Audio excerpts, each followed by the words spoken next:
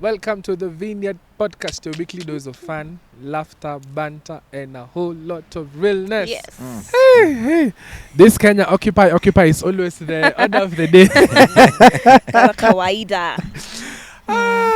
And we left off where we were talking about just taking stock of where our nation has been. But before that, say hi to the people, we also have a guest today as well. You see, it's good to change things up. Never let them know. Guest part 1, guest part 2.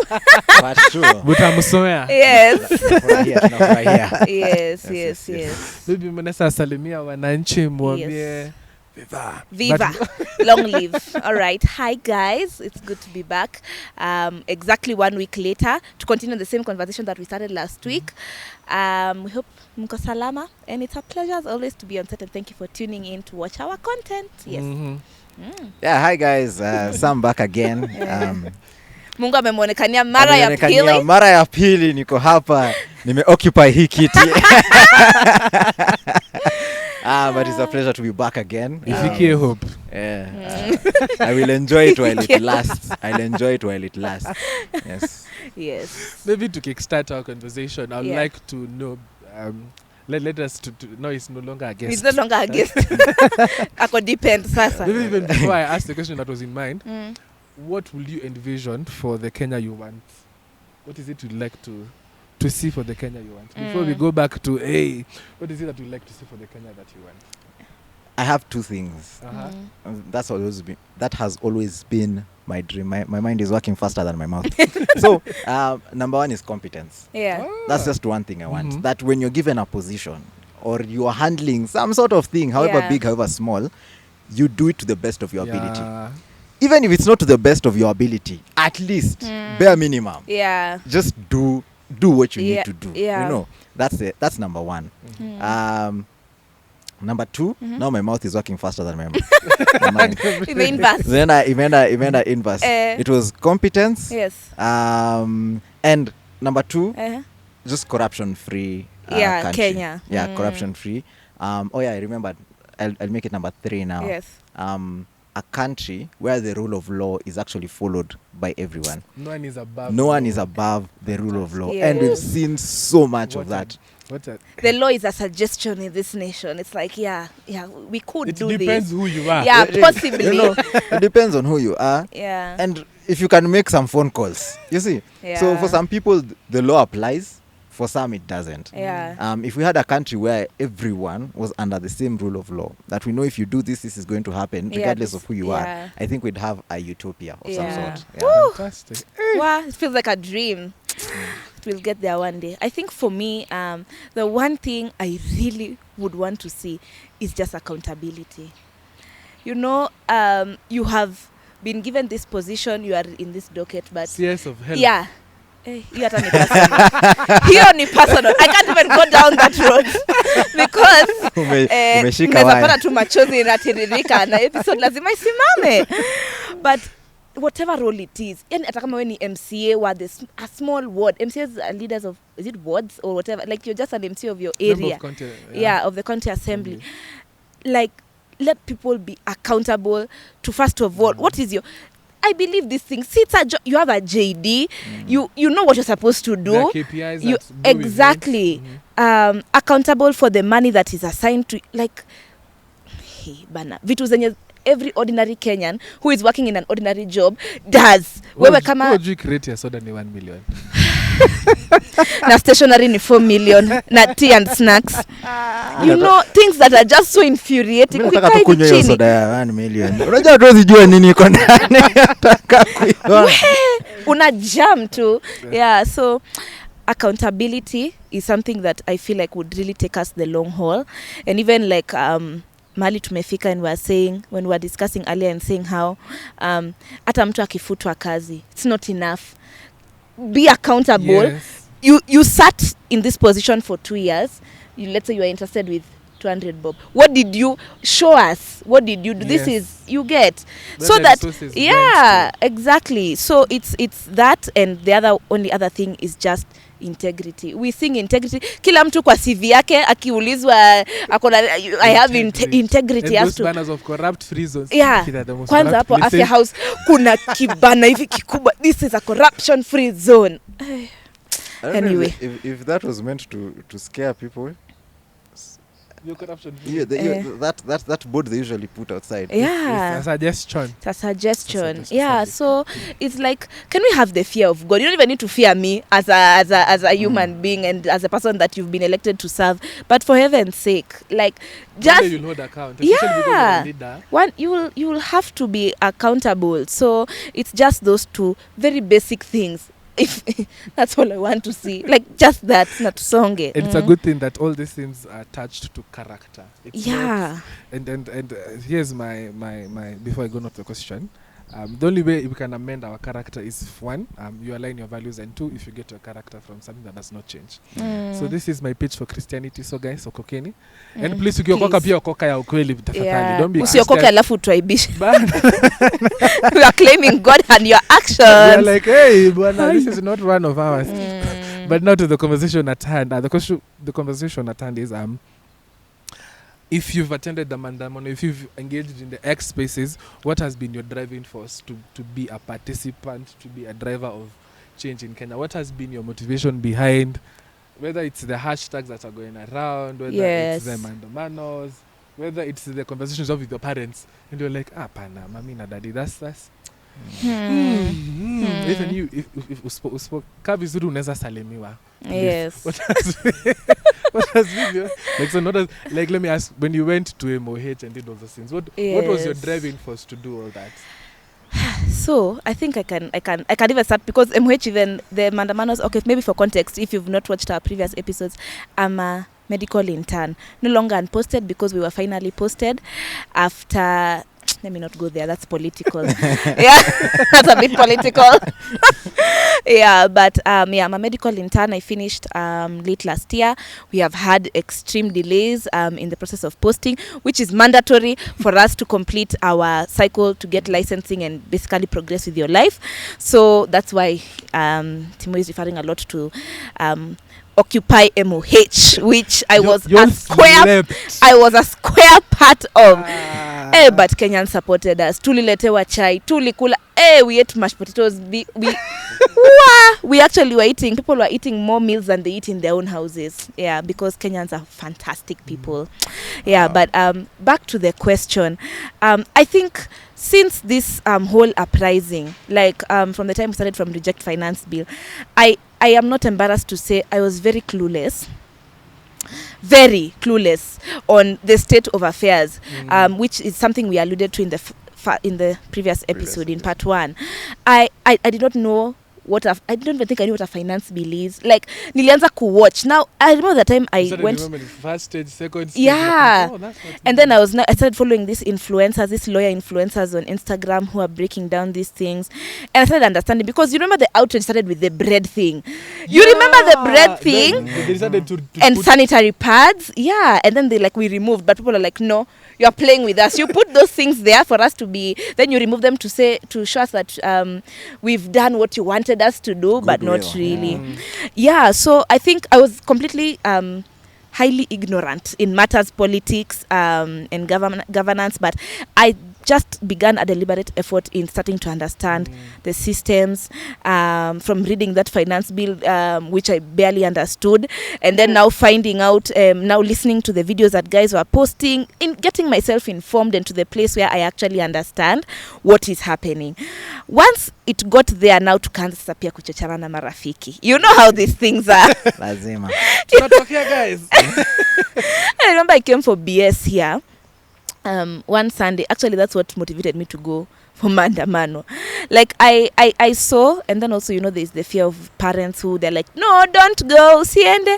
But I remember we had a very robust discussion just before we began our BS, and like I understood the importance of standing up to be counted. Like I knew there's issues, but I'm like, sasa mimi nikienda na nisiende, what big difference is it going to make? But like I remember listening to my BS group members and shout out to them, and I was like, no. You know what? If everybody starts thinking the way I'm thinking and saying, ati mimi nisipokuja, what difference does it make? And that's why I made that resolve. Because that morning, for the very first maandamano I went, and that's where I lost all fear. I was so scared before I went for that maandamano. Nikakaa tu chini hivi nikajiuliza, hii kitu nitaenda kweli? My mom had traveled. I was at home alone. Nikakaa chini nikasema, you know what? Nikavaa nguo zangu, nikavuka barabara, nikapanda matatu. And I was man, and the feeling of being in town and in CBD and just seeing everybody standing up because they know why they are there, it was unmatched. And from there henceforth, I have matched to MOH. I have a starter pack. How can you tear gas a body? I'm in my tear gas era. I'm in my maandamano era. I love it, and I don't think I'll do anything differently. Bado ningetokea maandamano apart from those very violent ones, because you must stand. You can't sit and complain. I voted. Kura yangu siri yangu, but that was also part of the reasons why I felt like I need to be on those streets, because maybe there are some decisions I made I was a bit uninformed, and now that I know better, I must stand up and have my voice counted. Yes. Mr. Mutemi. Yeah.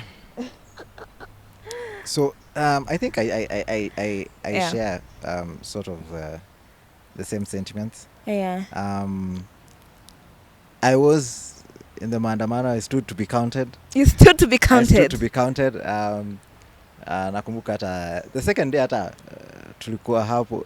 We were together. I don't know what tulipiga ama tutatumia picha weke hapo. Tulikuwa maandamano. Tulikuwa maandamano. Hata kuna picha tulipiga. Yeah, there's all of us. Yeah. So tired. We had to maandamano. You just walked because we were doing logistics, how we are going to get home. Man. And stuff like that. But I think what we're saying is very essential. Where the country is at right now, and how it's progressing is an interesting, pathway. We've seen how we've been laid back before. We've seen what coming up has done, and now I think it's actually, a good way to look, a binoculars to look into the future and see how we can respond to such matters. Yeah. But generally, what was the question? What fueled your need to go and champion for change in maandamano? So the reason I went to the maandamano to stand there and to be counted, vile tu umesema. Number one is when I was at home, the very first one, a lot of people used to call me and tell me, hey bro, uko wapi, hey, nini. And I felt very left out when I was in the house. So that's number one, FOMO. FOMO, serious. Yes. But number two, I was left out because I was at work that time. Yeah. And after all the things that had been happening, all the finance bill issues that have been coming up, every single tax issue that was being raised, and I was like, when does this thing stop? So it was a slow burn until that particular point where I realized, hey, if I want to do something about this, I have to stand up and be counted, because I can't really go to this ninis alone, the establishments alone, and say, hey, do this and do this. This is the part I can play. This is where I can stand. This is the contribution I can make for this. So I think it was very essential for me at that point to go out, because I felt like if I'm going to say that mini patriot, and if I'm going to say that I fought and tell my grandkids, unaona huyu ni mimi hapa, bullet ilinipita tu hivi. And at some point, we usually have conversations here and there, and I support wholly the fact that you should stand up for what you think is right. True. That didn't sit very well with me when I was sitting at home. Pun intended. But yeah, that is some of the things that really brought me out. Another thing is I saw that this is going to be a continuous thing with the taxes specifically. So they've been raising them gradually over time. And I think they came to a point where they realized, hey, these guys might make a lot of noise, but nothing much will happen. Yeah. So I think that's even what was happening. Because when we were making noise, anti-finance bill, probably what was ringing in their minds was, watu watapiga kelele, watanyamaza. And that's it. And people will move on. Done deal. And I was thinking, even if this one passes, imagine the next one.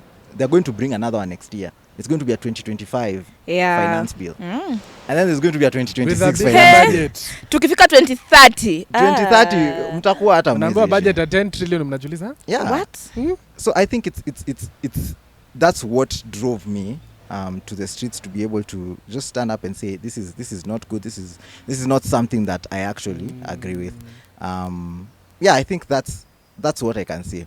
And also just to tell my grandkids that I stood for what I stood. Because imagine you're going to have to teach them. Yeah. Even your kids, you're going to tell them. Shall come a time where you have to stand and you have to do what is right, regardless of what everyone says and regardless of the dangers that are there. I don't want to say that as much as I'm telling you this, I also did it. I have evidence. That's what I wanted to. Nice. And maybe before we move on, maybe a question will be, then how did you handle if there were any, the anger, the rage, the pile up of emotions? Because it's very easy to start genuinely, I need to see change. Then you go, then when you come back home, things start unfolding. There have been guys who've been shot. This and this has transpired. Then the more you engage on platforms, the more you feel, what nation is this? If you're ever there, how did you deal with those emotions of this anger is becoming heavy? Unaweza kukutana na mtu town mwanze, how did you, if there were any, the anger, the disappointment, the rage? Because for sure there's a point, I think with Mutemi in his house, listening to her speech, I was so angry. I was like, let me eat and live. And live. Because if I stay here, this would pan out well. Wow. Aki, me Timo, I don't even know. I think it's still a work in progress for me. Because it's been such the past month, from the beginning up of June, it's been such a highly emotional season. And maybe to add, as a Christian now. As a Christian. The good thing, emotions hazijuangi kawe ni Mkristo. Emotions have no religion. They have no religion. Joy, anger, hiyo too. Yeah, but I think I'll just say it's just been difficult seeing how things have been panning out. You go one mandamano, you come back, CG 5 lives have been lost. You go the next one on Thursday. The sanctity of human life. You remember there's an episode we did like that.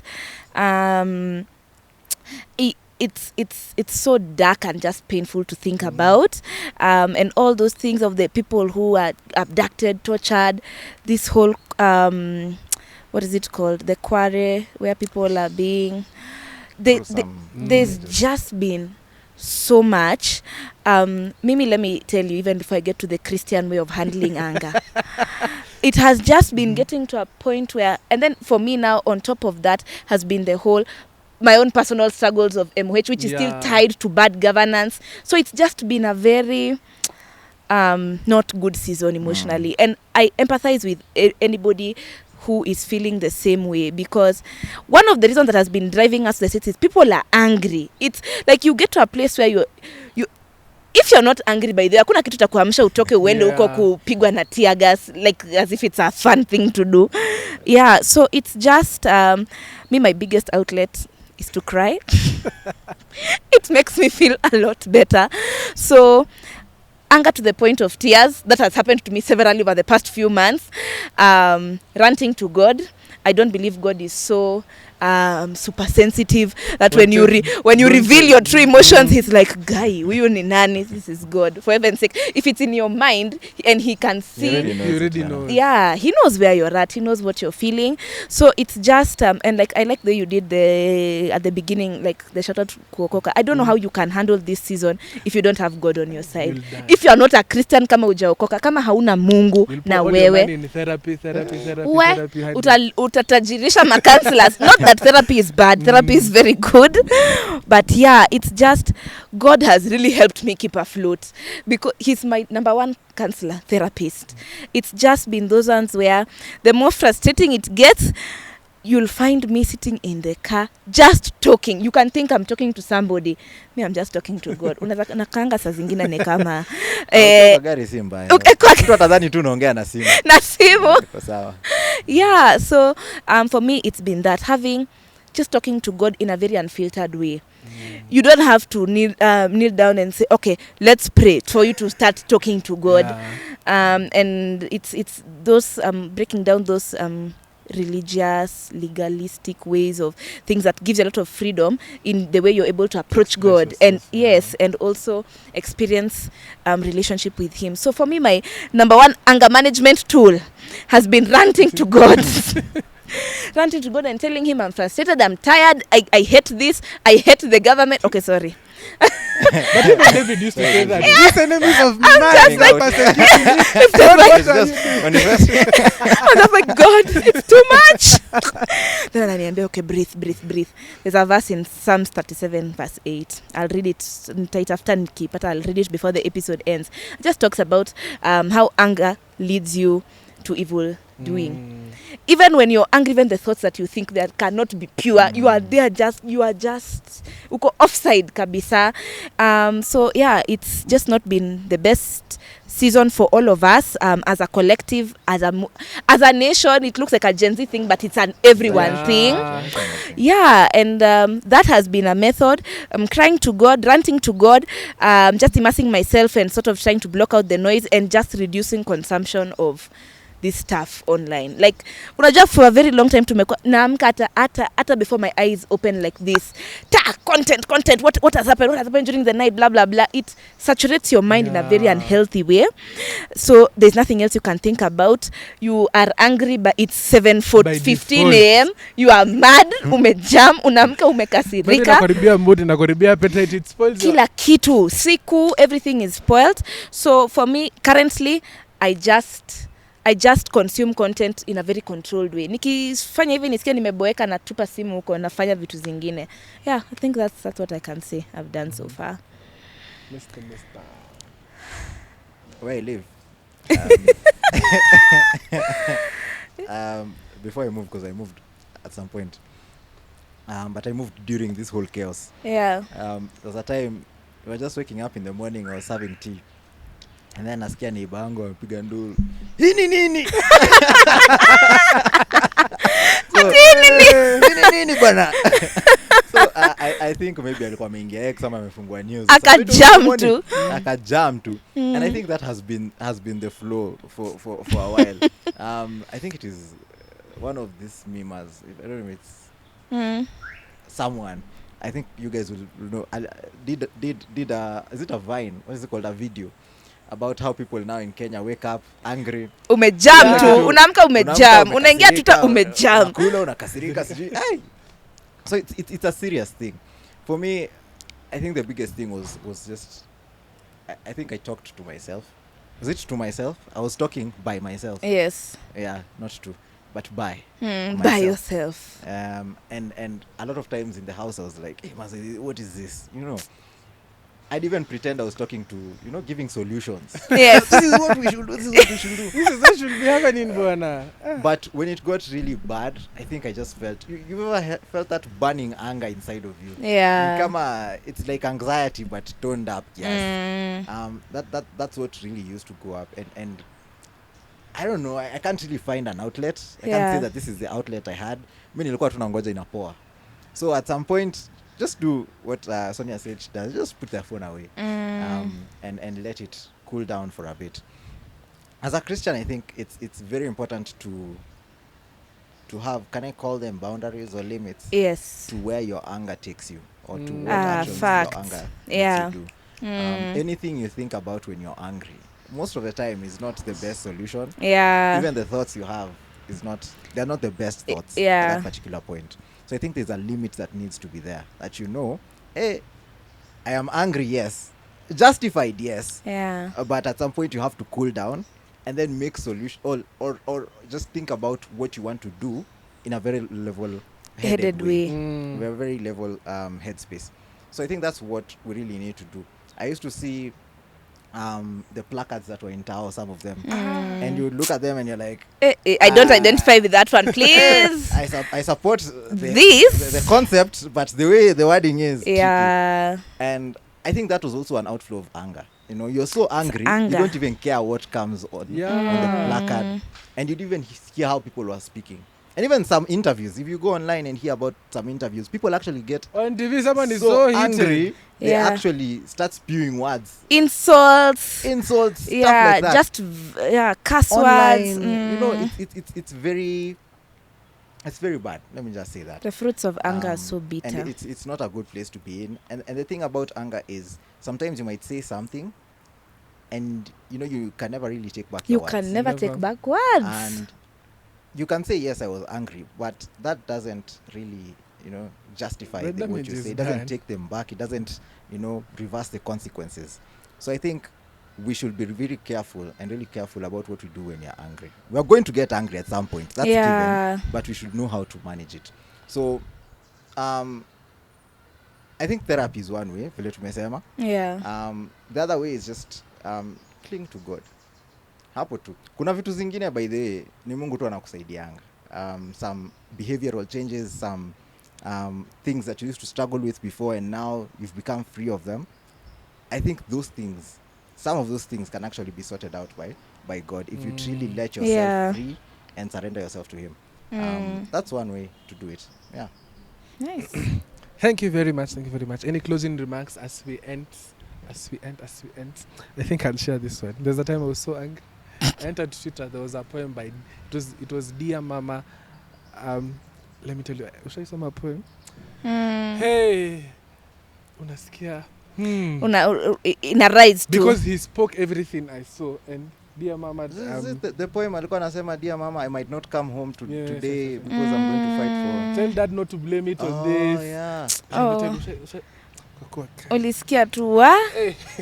I was done for. And I think I'll just take what you've said. I think when it trickles down to some things, it requires something beyond us. Because some rage, some anger, there's no explicit outlet. And there's it's unhealthy. Yeah. And I'll say this, there's a verse that like says, and Christ will guard your heart with perfect peace that surpasses human understanding. That I'm so peaceful in the midst of chaos, you're wondering what's wrong with this guy. Ni kama ishi Kenya moja. So my plea to every one of you, as you get angry, as you get provoked, as you get poked, and Christ is interesting. When someone slaps you on the right, turn. It's the Christian way. It's the Christian way. Na ni ukweli, ni scripture. When someone takes your shirt, give them your coat. It calls to go the extra mile when it's very uncomfortable. And I'll close at this. I tried to pray the other day for my president, nikashindwa. Then my friend stepped in and she managed to pray. So for me, it's remember God got you and God knows what you're going through. Yeah. Even as you champion for a better Kenya, do not lose yourself in the pursuit for a better Kenya. Then in the emotions you find now you are depressed, now you are sick, now we have opened. Enjoy what you're trying to champion for. Exactly. So remember, as you champion for it, God requires you to be in perfect health for Him to use you to do something else. Yes. Life does not end with mandamano. There'll be something after that. Yes. Thank you very much for tuning in. Maybe you can share with us how you've been handling your anger and rage, if there have been any. Yes. And see you next time. See you next time. Bye. Where? We are done.